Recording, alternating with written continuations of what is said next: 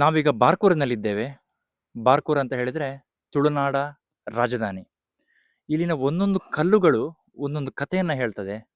ಅಂತ ಕಥೆಯನ್ನು ಹೇಳಲಿಕ್ಕೆ ಅಥವಾ ಕಥೆಯನ್ನು ಕೇಳಲಿಕ್ಕೆ ನಾನಿಲ್ಲಿ ಬಂದಿದ್ದೇನೆ.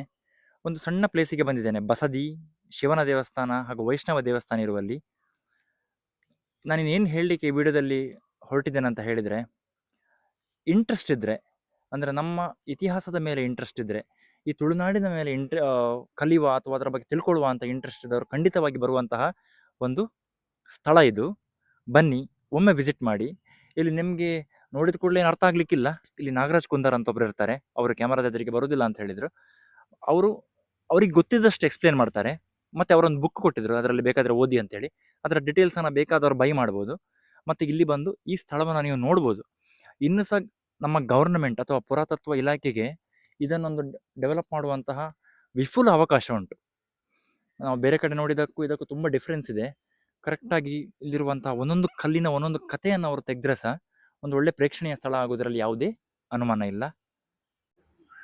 ಗೈಸ್, ಈಗ ಇದು ನೀವು ನೋಡ್ತಾ ಇರೋದು ಪಾರ್ಶ್ವನಾಥ ಬಸದಿ. ನಾವಿವತ್ತು ಎಲ್ಲಿದ್ದೇವೆ ಅಂತ ಹೇಳಿದರೆ ಬ್ರಹ್ಮಾವರದ ಹತ್ತಿರ ಬಾರ್ಕೂರಿನಲ್ಲಿದ್ದೇವೆ. ಬಾರ್ಕೂರಿನ ಬಸದಿ ಅಂತ ಹೇಳಿಯೇ ಬಹಳ ಹೆಸರುವಾಸಿಯಾದಂತಹ ಜಾಗ ಇದು. ನಿಮ್ಮ ಎದುರಿಗೆ ಕಾಣ್ತಾ ಇರೋದು ಪಾರ್ಶ್ವನಾಥ ಬಸದಿ. ಮತ್ತು ಅಲ್ಲಿ ಕಾಣ್ತಾ ಇರೋದು 24 ತೀರ್ಥಂಕರರ ವಿಗ್ರಹವನ್ನಿಟ್ಟು ಪೂಜಿಸುತ್ತಿದ್ದಂತಹ ಸ್ಥಳ ಇದು. ಒಳಗೆ ಪದ್ಮಾವತಿ ಅಮ್ಮನವರ ಪೀಠ ಇದೆ. ಈಗ ನಮಗಿಲ್ಲಿ ನಾಗರಾಜ್ ಕುಂದರ್ ಅಂತಿದ್ರು. ಅವ್ರು ಹೇಳಿದರು ಇಲ್ಲಿ ಬೇರೆ ಬೇರೆ ಕಡೆ ಇದ್ದಂತಹ ಕಲ್ಲುಗಳನ್ನೆಲ್ಲ ತಂದು ಇಟ್ಟಿದ್ದಾರಂತೆ. ಮತ್ತು ಒಂದು ಅಂಬಲ್ಪಾಡಿ ದೇವರದ್ದು ಫೋಟೋವನ್ನು ಇಟ್ಟಿದ್ದಾರೆ. ಏನು ಪ್ರಾಣ ಪ್ರತಿಷ್ಠೆ ಏನಾಗಲಿಲ್ಲ. ಇನ್ನು ಹಳೆ ಕಾಲದ ಪುರಾತತ್ವ ಇಲಾಖೆಯ ಒಳಗಡೆ ಈ ಬಸದಿಯನ್ನು ನೋಡಿಕೊಳ್ಳಲಾಗ್ತಾ ಇದೆ.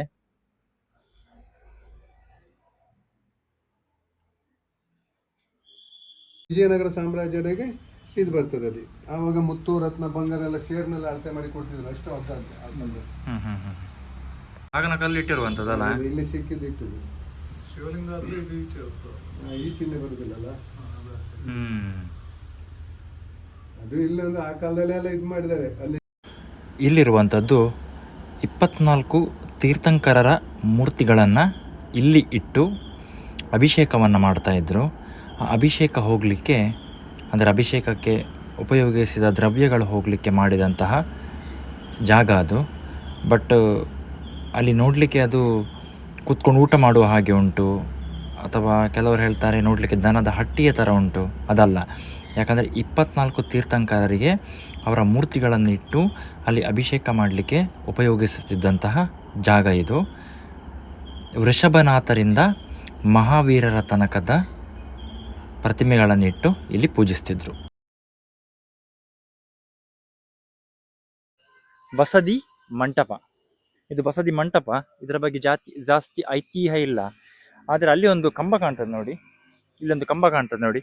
ಆ ಕಂಬದ ಮೇಲೆ, ಆ ಕಂಬದ ಹೆಸರು ಮೌನ ಸ್ತೂಪ ಅಂತೇಳಿ.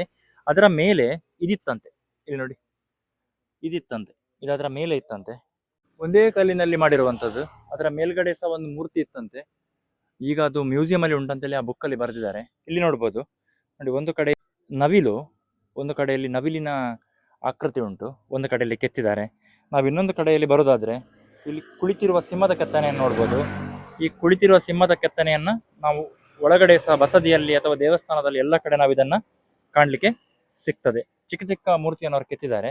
ಇನ್ನಿದು ಮನುಷ್ಯ ಮೃಗ ಅಂತ ಹೇಳಿ ಬರೆದಿದ್ದಾರೆ ಆ ಪುಸ್ತಕದಲ್ಲಿ. ಅರ್ಧ ಮನುಷ್ಯ ಉಂಟು, ಅರ್ಧ ಮೃಗ ಉಂಟು. ಆಮೇಲೆ ನೀವು ನೋಡಿದರೆ ಇಲ್ಲಿ ಆನೆಯ ಕೆತ್ತನೆಯನ್ನು ಸಹ ನಾವು ಕಾಣ್ಬೋದು.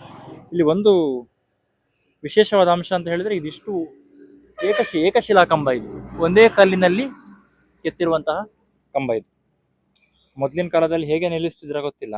ಅವರ ಆರ್ಕಿಟೆಕ್ಚರ್ ಮಾತ್ರ ಅಮೇಝಿಂಗ್.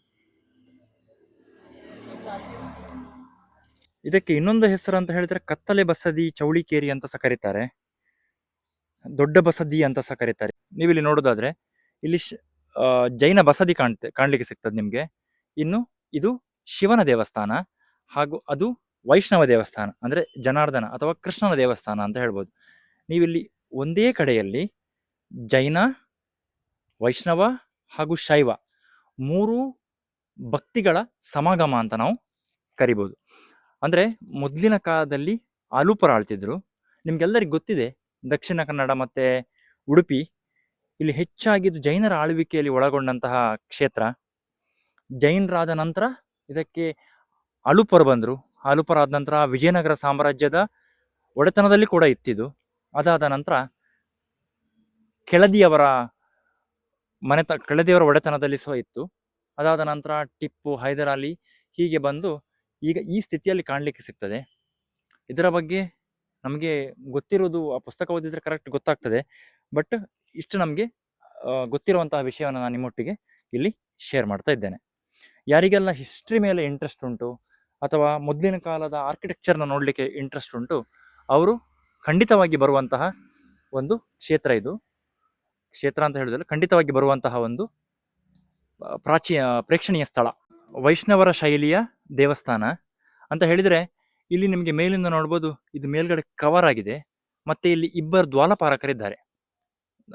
ದ್ವಾರಪಾಲಕರಲ್ಲಿ ಅವರ ಕೈಯನ್ನು ಗಮನಿಸಿದ್ರೆ ಇಲ್ಲಿ ಶಂಖ ಮತ್ತೆ ಚಕ್ರ ಕೂಡ ಉಂಟು. ಮತ್ತೆ ನಾನು ಅಲ್ಲಿ ಸ್ಟಾರ್ಟಿಂಗ್ ಅಲ್ಲಿ ಹೇಳಿದೆ, ಕಂಬದ ಹತ್ತಿರ ಕುಳಿತಿರುವ ಸಿಂಹದ ಚಿಹ್ನೆ ಇಲ್ಲಿ ನೋಡಿ. ಎಲ್ಲ ಕಡೆಯಲ್ಲಿ ನೀವು ಇದನ್ನ ಕಾಣಲಿಕ್ಕೆ ಸಿಗ್ತದೆ.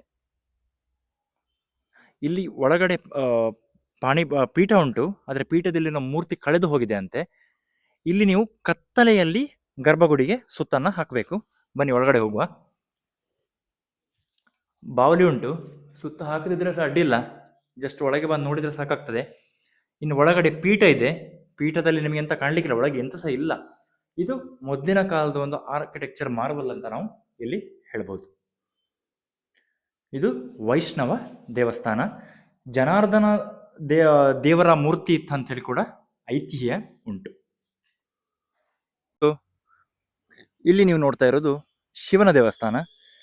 ನಿಮ್ಗೆ ಇಲ್ಲಿ ನಂದಿಯನ್ನು ನೋಡಿದ ಕೂಡಲೇ ಗೊತ್ತಾಗಿರ್ಬೇಕು, ಯಾಕಂದ್ರೆ ನಂದಿ ಎಲ್ಲಿ ಮುಖ ಮಾಡ್ತಾನ ಅಂತ ಹೇಳಿದ್ರೆ ಅಲ್ಲಿ ಶಿವ ಇರ್ತಾನೆ. ಇದು ಪ್ರಕೃತಿಯ ಮಳೆ ಗಾಳಿಗೆ ತನ್ನನ್ನು ಒಡ್ಡಿಕೊಂಡು ಅದರ ಮೂಲ ಸ್ವರೂಪವನ್ನು ತೆಗೆದುಕೊಂಡಿದೆ. ಬಟ್ ಆದ್ರೂ ನೋಡಿದ ಕೂಡಲೇ ಗೊತ್ತಾಗ್ತದೆ ಇದು ನಂದಿ ಅಂತೇಳಿ. ಇನ್ನು ಇಲ್ಲಿ 3 ಕಡೆಯಲ್ಲಿ ನೀವು ನೋಡಿದ್ರೆ ಶಾಸನಗಳನ್ನು ನೀವು ನೋಡ್ಬೋದು. ಶಾಸನಗಳು ಯಾವುದು ಕರೆಕ್ಟಾಗಿ ಓದುವಂತಹ ಸ್ಥಿತಿಯಲ್ಲಿಲ್ಲ, ಬಟ್ ನೋಡಿದ್ರೆ ಗೊತ್ತಾಗ್ತದೆ ಇದು ಒಂದ ವೀರಗಲ್ ಅಥವಾ ಶಾಸನ ಅಂತ ನಾವಿಲ್ಲಿ ಸ್ಪಷ್ಟವಾಗಿ ಹೇಳ್ಬೋದು. ಬನ್ನಿ, ವೈಷ್ಣವ ದೇವಸ್ಥಾನಕ್ಕೂ ಇಲ್ಲಿರುವ ಶಿವನ ದೇವಸ್ಥಾನಕ್ಕೂ ಇರುವ ವ್ಯತ್ಯಾಸ ಏನಂತ ಹೇಳಿದ್ರೆ, ಇಲ್ಲಿ ಮುಚ್ಚಳಿಗೆ ಇಲ್ಲ. ಅಂದ್ರೆ ನೀವು ಸುತ್ತು ಬರುವಾಗ ಇಲ್ಲಿ ನಿಮ್ಗೆ ಯಾವುದೇ ರೀತಿಯ ಹೊದಿಕೆಯನ್ನ ನೀವು ಇಲ್ಲಿ ಕಾಣ್ಲಿಕ್ಕಿಲ್ಲ. ಅಂದ್ರೆ ಓಪನ್ ಇದೆ, ಓಪನ್ ಅಲ್ಲಿ ನಾವು ಸುತ್ತು ಬರುವಂಥದ್ದು. ಪ್ರಾಣ ಪ್ರತಿಷ್ಠೆ ಆಗಲಿಲ್ಲ, ಹಾಗಾಗಿ ಪ್ರಾಣ ಪ್ರತಿಷ್ಠೆ ಆಗದಿದ್ದ ಕಾರಣ ಇಲ್ಲಿ ಒಳಗಡೆ ಯಾವುದಕ್ಕೂ ಸಹ ಅಂದ್ರೆ ನಮ್ಮ ಹಿಂದೂ ಸಂಸ್ಕೃತಿಯ ಪ್ರಕಾರ ದೈವಿಕ ಶಕ್ತಿ ಇಲ್ಲ ಅಂತ ಹೇಳಿ ನಾವು ನಂಬ್ತೇವೆ. ಇನ್ನು ನೀವು ಒಳಗಡೆ ಕರೆಕ್ಟಾಗಿ ಅಬ್ಸರ್ವ್ ಮಾಡಿದ್ರೆ ಬೇರೆ ಬೇರೆ ಕಲ್ಲನ್ನು ಇಟ್ಟಿದ್ದಾರೆ. ಅಲ್ಲಿ ಒಂದು ಕಲ್ಲು ನಿಮಗೆ ಕಾಣ್ತದ ಅಂತ ಹೇಳಿ, ಒಂದು ಕಲ್ಲು ನೋಡಿದ್ರೆ ಆ ಜೈನರಿಗೆ ಸಂಬಂಧಪಟ್ಟ ಕಲ್ಲಿನ ತರ ಉಂಟು. ಮತ್ತೊಂದು ನಾಗನ ಕಲ್ಲು ನೋಡ್ಬೋದು. ಇನ್ನು ಶಿವಲಿಂಗವನ್ನು ಕೂಡ ನೀವು ನೋಡ್ಬೋದು. ಪುರಾತನ ಇತಿಹಾಸದ ಮೇಲೆ ಇಷ್ಟ ಇರುವವರು ಈ ಪ್ಲೇಸಿಗೆ ನೀವು ಖಂಡಿತವಾಗಿ ವಿಸಿಟ್ ಮಾಡಿ. ಬ್ರಹ್ಮಾವರದ ಹತ್ತಿರನೇ ಉಂಟು, ಹೈವೇಯಿಂದ ಹೆಚ್ಚು ದೂರ ಇಲ್ಲ. ಬಾರ್ಕೂರ್ ಅಂತ ಹೇಳಿದ್ರೆ ತುಳುನಾಡ ರಾಜಧಾನಿ ಅಂತ ನಾವು ಕರಿತಾರಿಲ್ಲ. ಮೊದಲಂದ್ರೆ ಇದೇ ತುಳುನಾಡ ರಾಜಧಾನಿ ಆಗಿತ್ತು. ಹಾಗೆ ಬಂದು ವೀಕ್ಷಿಸುವವರು ಧಾರಾಳವಾಗಿ ಬಂದು ವೀಕ್ಷಿಸ್ಬೋದು.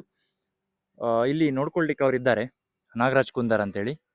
ಅವ್ರ ಹತ್ರ ಕೇಳಿದ್ರೆ ಅವ್ರಿಗೆ ಡೀಟೇಲ್ಸ್ ನಂಗೆ ಅವರೇ ಹೇಳಿದ್ದು, ಇಲ್ಲಿದ್ದು ಡೀಟೇಲ್ಸ್ ಅನ್ನೆಲ್ಲ. ಮತ್ತು ಅದಕ್ಕೆ ಬೇಕಾದ್ರೆ ಓದುವವರು ಇಂಟ್ರೆಸ್ಟ್ ಇದ್ರೆ ಬುಕ್ ಅನ್ನು ತೆಗೆದುಕೊಂಡು ಓದ್ಬೋದು. ನಾನು ಡೀಟೇಲ್ಸ್ ಅನ್ನು ನಾನು ನಿಮಗೆ ಫೋಟೋವನ್ನು ನಾನು ಅದರಲ್ಲಿ ಹಾಕ್ತೇನೆ.